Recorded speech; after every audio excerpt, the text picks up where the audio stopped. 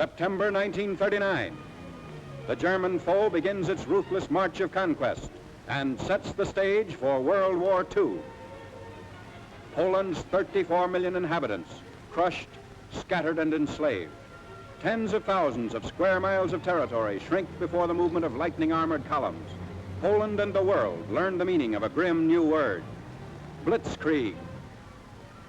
Here is shown the initiation of that phase of modern warfare. These pictures of the preparation for attack and later the actual combat were all made by German frontline cameramen. Therefore, they stress Nazi superiority.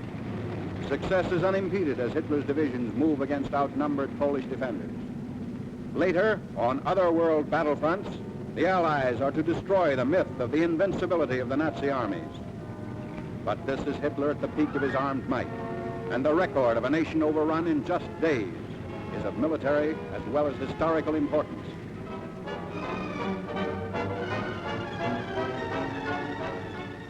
The spark is set off in the free city of Danzig. Nazi secret agents had long plotted the revolt against law and order. Germany called it liberation.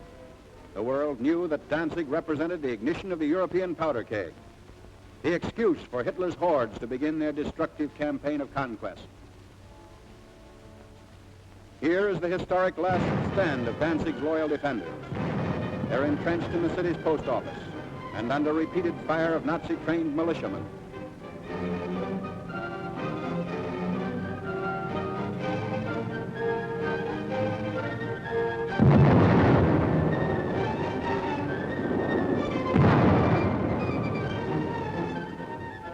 Taking cover behind an advancing tank, the attackers move in.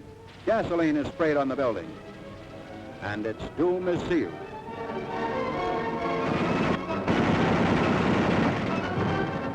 On September 1st, Danzig is incorporated into the Reich, and all Europe is aflame.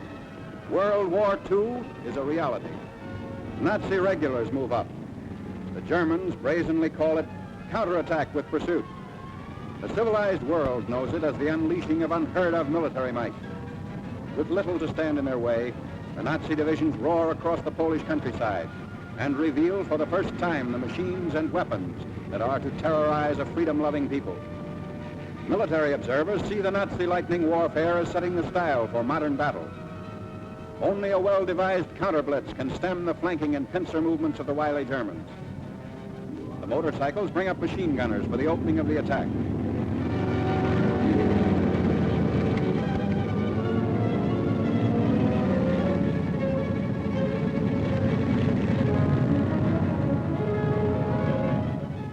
Camouflage is used to best advantage.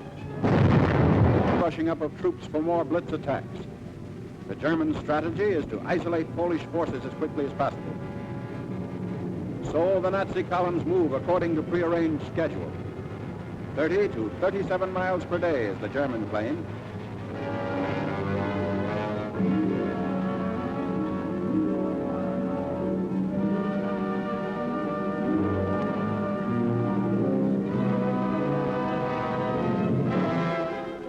A strategic bridge across the Vistula River has been blown up by retreating Polish soldiers.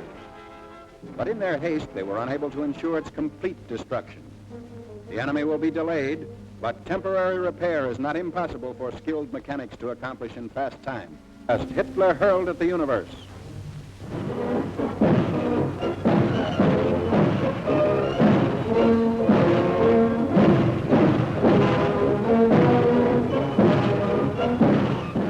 Arrogant, well-trained, the Nazis marched through Warsaw's streets. The world was permitted to view this display of military pomp and expected to bow before Germany's might. But the events of years following Poland's setback were to tell another story. The Allies are fighting to prove that these goose-stepping legions are not supermen, that the events of September 1939 shall never happen again.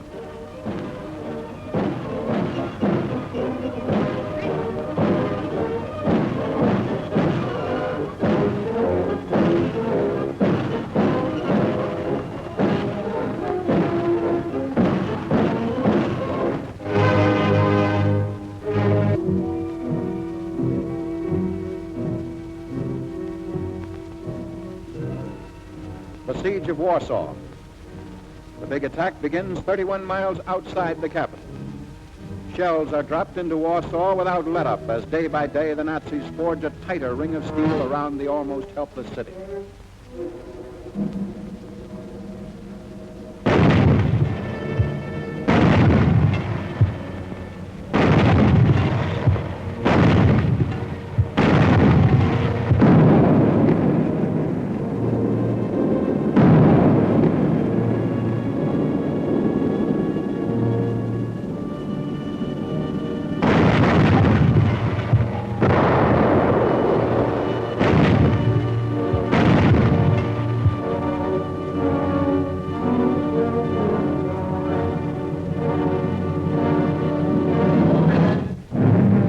Hundreds of fires in the city send up huge clouds of smoke.